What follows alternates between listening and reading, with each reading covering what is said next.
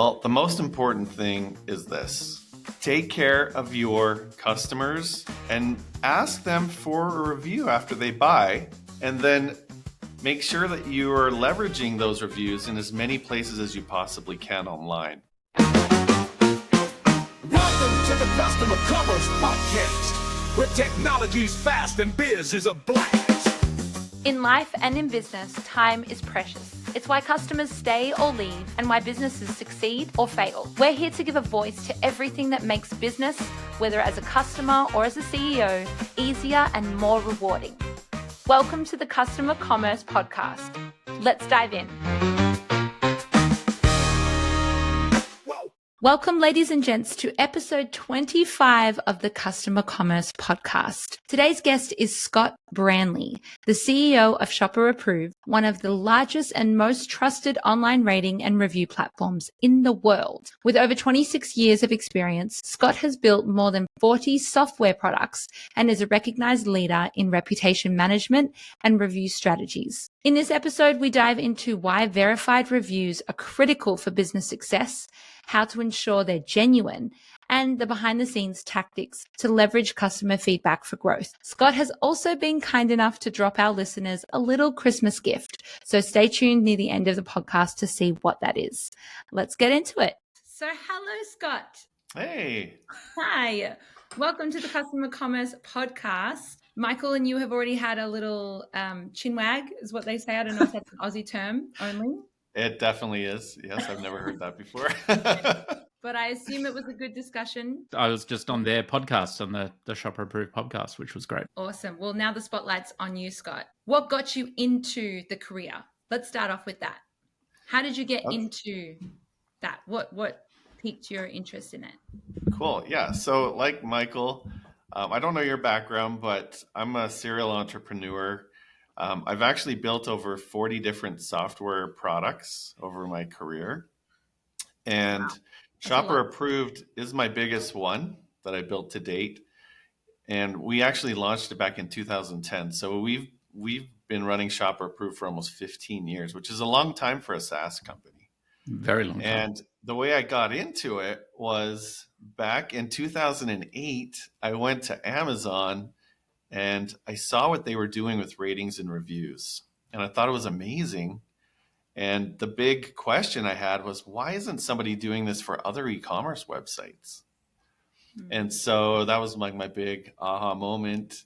And I went that night, I wrote down all these notes and I was super excited. And I went to the office the next day and I pitched it to all of our staff. And they absolutely hated it. They thought it was the worst idea ever. What was your company doing then? What do you mean your staff? So we have another SaaS company called TrustGuard where we do website security for e-commerce websites. We pretend like we're a hacker and we go and ethically hack them and show them where their vulnerabilities are. So that was like our big thing and everybody was doing that, right? Going in that direction. And then I'm like out of left field. I'm like, hey, I got this amazing idea, right? Like we're going into the review industry. And I just think I took them by surprise. Like it was just completely out of left field. And so everybody kind of shut it down. And so I tabled it for a year.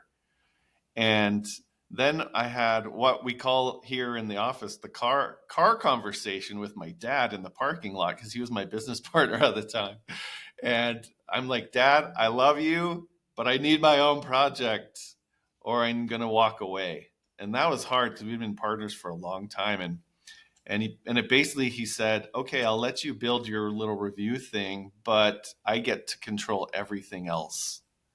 And so I literally had to walk away from everything that we had built together.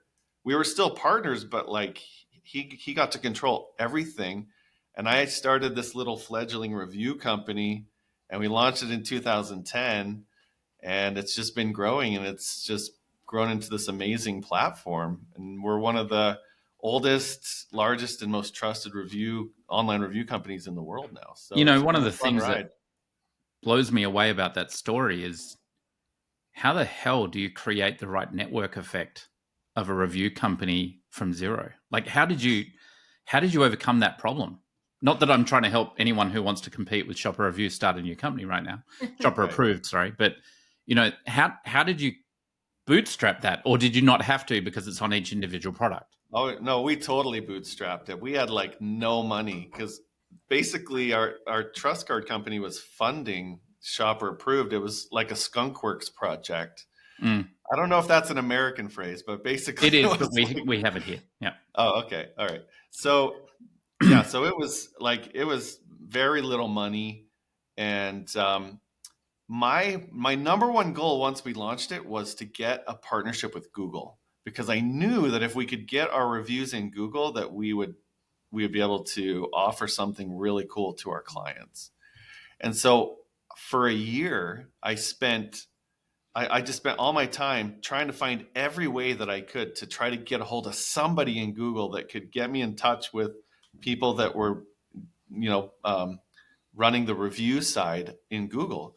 And finally, after a year, I got a hold of the right people, and we made that partnership, and then the rest is history. So that's that's how we made that happen with a shoestring budget.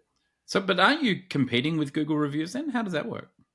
So Google is they're an aggregator. Yes, they do have their own review platform, Yeah. but it's very limited on the actual features that you can do with it. And so what Google allows is they have these other strategic partners like us, and there's only a handful of us. There's only like maybe 15 in the whole world. And they do that for data integrity, yeah. right? Yep. So we have a direct feed into Google for store ratings and for product reviews, for both types of reviews. And so when we collect them from our clients, we can send them straight into Google because of that partnership. And then what they do is they take all of that data and they aggregate it, and that's where you get your overall store rating for your site and for product reviews, is from that data that's aggregated from their partners and from their own review platform. That's really interesting. When you put it to your team, why were they like, absolutely not? What was their reason? I think they were just so in the weeds on website security for TrustGuard that they couldn't accept something completely different. It's just the change. But the irony of that, Jessica, is that it's come full circle, and now we actually have combined our ratings and review strategies with our security strategies to create trust and help companies with their overall reputation. Yeah. So the two companies actually work hand in hand together. I didn't see that back then. I didn't see how the two would come together, but now they work like strategically together to make the companies more trustworthy and increase your conversion rates. So it's actually cool. Yeah, it is cool. I was looking through your website and I saw the TrustGuard thing as I went down. I went, huh? Like initially I went, huh? And then I went, like, Yeah. it's one of those moments of you don't see that, but it's all part of that, building that relationship. Like, as you know, having spoken to me, I'm all about customer commerce, and that's what this podcast is about, and why, the relationship is so important. One of the things about customer commerce is people are, I think, over-optimizing on the transaction as opposed to building the relationship. Right. Do you see that in your industry? Like, is that a thing, or am I just blowing smoke up my pipe, sort of? No, I definitely do. And our visions align really well because we kind of feel that same way. Like online transactions are very transactional. There's not a lot of relationship building going on. And something that we've really steeped ourselves into is behavioral science and psychology as to why people buy, but also like people buy because they trust you, right? And they trust you because you are friendly. You provide some type of valuable information that they can relate with. There is a lot that you can do to build a relationship of trust even before they get to your website. Like when they see your listings in Google, that's why we really like star ratings and things, because they start to build that relationship of trust before they even get to your website. And that's one way that you can start to build relationships it's hard online, but that's one thing you can do to build trust and to start that conversation, even if it is one-sided, because they're building that relationship based on hundreds or thousands of other people's experiences. And so when they read those reviews, they can relate to them because those are real people. Speaking of star reviews, what's the point?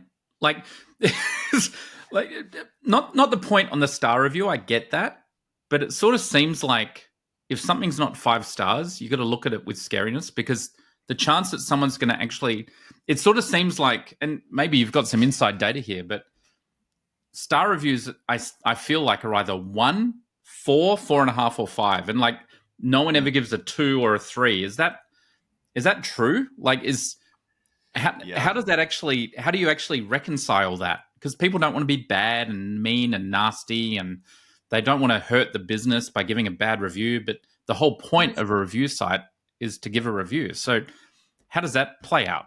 Wow, that's very insightful. And you're the first person that's actually ever recognized that, I think, other than us. So there's a reason for it, and this is going to blow your mind. But so first of all, there's been a lot of studies that have shown that the sweet spot between reviews is 4.1 to 4.7. Right. If it's higher than 4.7, then people don't think it's true. And if it's less than 4.1, people won't buy because they don't trust you, right? So that's the first thing. Now, the disparity between why a lot of review sites show like 1 star and then some show 4.5 or higher is because there's 2 different types of review platforms online. So there's open review platforms, and there's a lot of them like Trustpilot, SiteJabber, Reviews.io, even the Better G2, Business is that Review. part of that? Would you call Say that G2? again? G2? G2, they are an open review platform, yeah. Yeah. But they have some higher Plans? like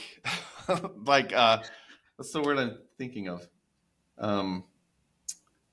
Higher restrictions isn't the word, but like Qualification. Verification, like higher verification, right? They put you through as somebody leaving a review. They have really high standards, and you have to jump through a lot of hoops to leave that review, right? So Right. that eliminates a lot of the junk. But a lot of these other open review platforms, especially if they appeal to broad consumers, they kind of let anybody leave a review, even if you don't make a purchase. And so they're open to a lot of manipulation. So what happens is, because these review sites allow anyone to leave a review, they essentially become complaint boards, is what happens. And if the business isn't actively managing that and trying to, actively send clients to those sites to leave true reviews after customers buy, then those reviews typically end up in the 1 star range, because we've actually done research on this. And for every 10 people that leave a negative review on an open review platform, 1 person leaves a positive review. So wow, it's very biased, very, very biased. And we did that research. What we did is we went to 10 of the most trusted brands in the world, and we went and saw how many on open review platforms, how many people were leaving negative reviews to positive, and we added them all up, and it was over 20,000 reviews that we tabulated, and it was 10 to 1, almost exactly. So that's incredible. It's very skewed. But what happens is so if you go to like Nike.com or Netflix.com or T-Mobile.com, and you go and you search for these sites on open review platforms, you're going to find that they're 1 point something ratings, like you were saying, Michael. And you're like, there's like a huge disconnect there, because that's not true. But what's happening is, because these big brands aren't actively managing their reviews on those platforms, attrition naturally sends unhappy customers to go leave reviews, and it gets to that 1 star range. So then you got that one side. The other type of review platform is called a verified review platform. And what they do is they only allow customers to leave reviews that actually make a physical, or not physical, but an actual purchase online, right? Have interacted with you. Yeah. Yes. And so that's what we do, right? We're a verified review platform. So we only let customers leave a review that buy, and then we actively try to solicit a review from everybody. And they get the choice whether they want to leave that review or not, and they get to decide if it's a good or a bad review. But over a large sample size, that becomes the most accurate reflection of their true reputation. So the open review platform's basically trying to, I don't want to get into legal trouble here, but like it's almost like a protection racket, because you would have to, as a business owner, sign up onto that open review platform to manage those reviews. Mm-hmm. How many of those are you going to manage as a small business? Like there's almost a product here of a review platform SaaS to manage review platforms. Right. And that's exactly what we've built. So not only do we collect Really? reviews So you help them manage the open review platforms? Yeah. Holy crap. Yeah. So not only do we collect reviews as an actual review platform, but then we have another tool called Reputation Accelerator, where we actually, once a customer buys, we randomly send a percentage of those clients to go leave reviews on other platforms. And the beauty about that is it's completely white hat. It's completely ethical, because we're randomly sending actual real customers to go leave reviews on these open review platforms. We're not incentivizing them, nothing, right? We know they made a purchase. And so we're just saying, hey, go leave, instead of leaving your review on Shopper Approved, go leave your review on this other review platform. So you actively prevent them or suggest that they don't leave a review in your platform to improve the general. They do leave a certain percentage on our platform. No, I know, but like randomly you go, okay, Jess just bought something. We're not going to put her on Shopper Approved. We're going to send it to blah, blah. Yep, wow. Exactly. And so what that does is it kind of puts the control back into the business owner's court. Yeah. And now they can effectively manage their reputation across the web, and it's basically automatic, and it's accurate and it's true, right? Yeah, right. Because we're not manipulating anything. All we're doing is saying, hey, you ordered from this company, go leave a review over here, and they get to choose if they do it or not. So it's awesome. Like it's wow. Yeah. So when you see it says like I'm an avid, skincare, anything beauty buyer, and I am like, where is my money going? I want it to go to the right product. When you see verified buyer at, and it's 5 stars or whatever, that means it's actually been verified. Like, well, it's an actual, it depends on the review platform. Some of them stretch the word verified a little bit. Okay. Some of them you're like, if you left their email there, then you're verified, right? But like in our case, we know they're verified because we actually can prove that they bought from that particular platform, right? We tie into their API. We know that they bought. We know what their IP address is. We know when they made the purchase. We know what they purchased, right? So then, you can continue. I was going to say, so then from that, how is the business owner or the business able to communicate that to their customers to make sure that they understand, or new customers, that they understand that it is truly people that have purchased? Do they promote it, or is it the way you guys have it? You have the review platform. Like, how can I tell as a consumer that it is legit or not? Because there are a lot of fake reviews. And, a lot of brands get away with it as well. But for those businesses who are really honest and they're investing in, your service as well to be even more honest, how does the consumer know that? That's a great question. So we had the same question. And so what we did a national survey, and we asked consumers, do you go and look at other review platforms before you make a purchase online? And what we found is 66% actually do. They actually go and they try to triangulate a company's reputation by doing a search in Google and seeing if what other review platforms say about that company. And so this goes back to your point, Michael. if you do a search online and you see, okay, this company has a 4.5 star on this site, but then they have like a 1.2 on this one and a 2.3 on this one, there's a cognitive dissonance there, and it creates doubt. Yeah. But what's really happening is that the 4.5 star site is probably the review platform that they pay, right? So that's probably the most accurate one. And then the other two are open review sites where typically unhappy customers, that small percentage of unhappy customers have gone to find a place to complain. Now, that's a legitimate thing. Those people probably really did have a problem, but because only negative reviews are showing up on those sites, it's very distorted. And so as a customer, you're looking at these three sites and you're like, I don't know what to believe, but that is a thing. And so consumers are doing that more and more. We found 2 out of 3. They're actually going and trying to triangulate a company's reputation by looking at multiple review platforms. And so that solution that I talked about that we've created, what that does is it levels it out and makes it it might not be 1.2, it'll be 3.5 or right. Yeah. That's really interesting. So I guess the $1 million question then, borrowing a clause from a good friend of mine, Scott, that told me this a little earlier.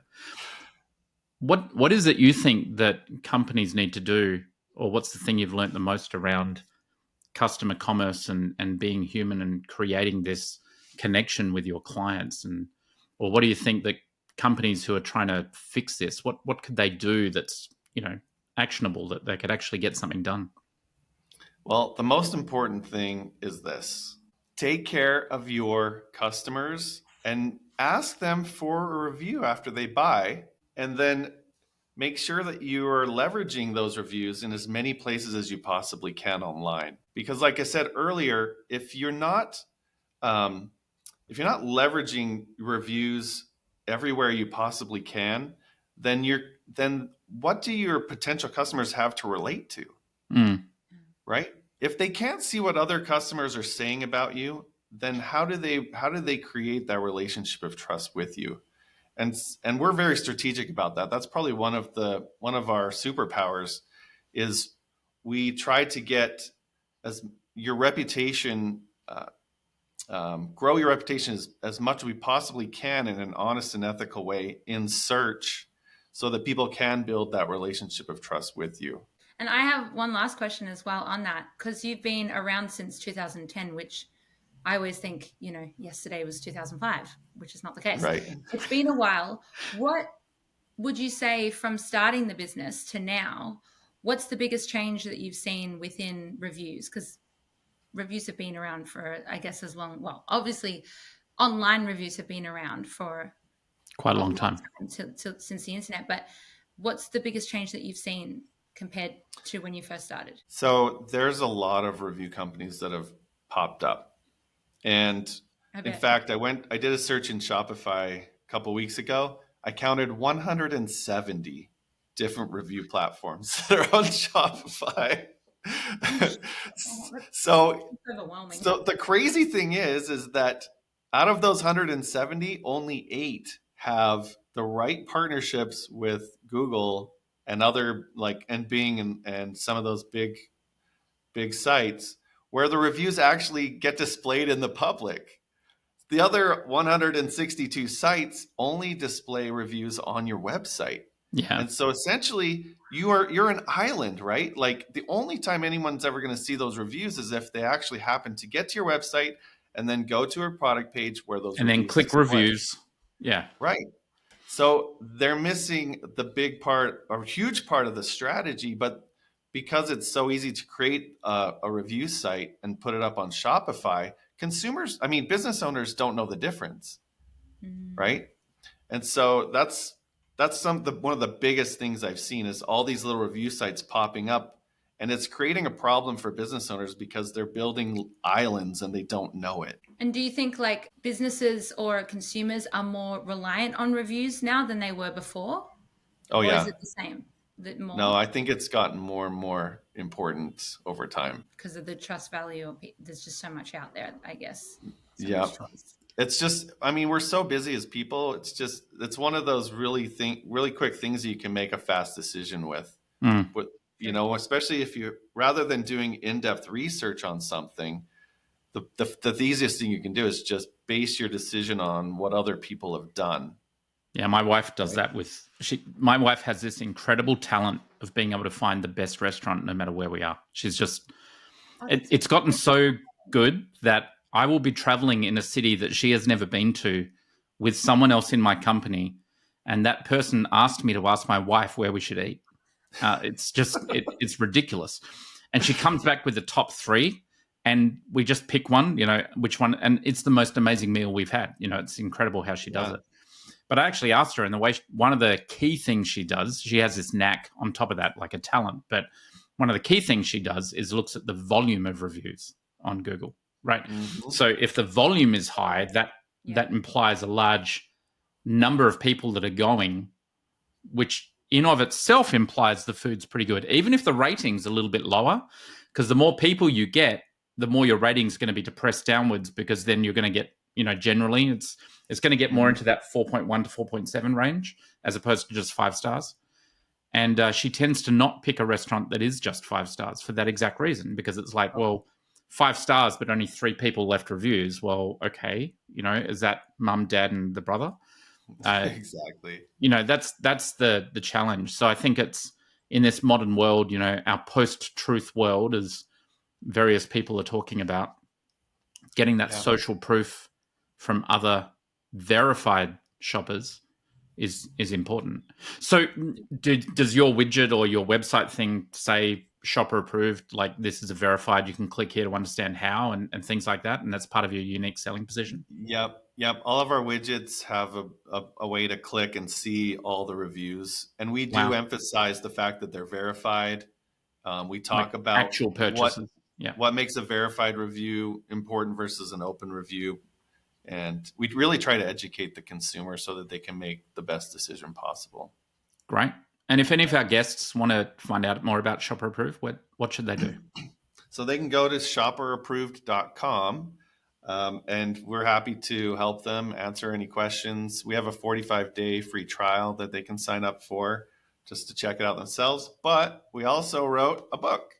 So it's called Reputation King, How to Become the Most Trusted Online Brand in Your Industry. Lovely. And we put all of our secrets and tricks and strategies that we've learned from the past 15 years in this book. And for your guests, I'm actually going to give it the digital copy and the audio copy to them for free. Awesome. If they go to reputationking.com/download. And that will bypass all the opt-in forms and everything. They can just go straight and download the book and listen to it. Awesome. And we'll put that link in the show notes. Absolutely.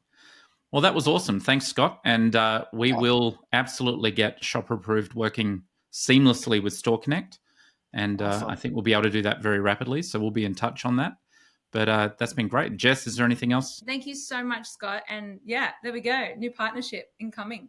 Thanks, Scott. Have a good day, Scott. Thanks for joining us today. We hope you had an awesome time, leaving you with ideas on how to improve your business and wow customers. If you'd like to leave a real customer's story, head to the link in our show notes and cuss away. Love the show? Please subscribe and leave a review, because that enables us to help more businesses in building real relationships with customers and grow more rapidly. See you next time.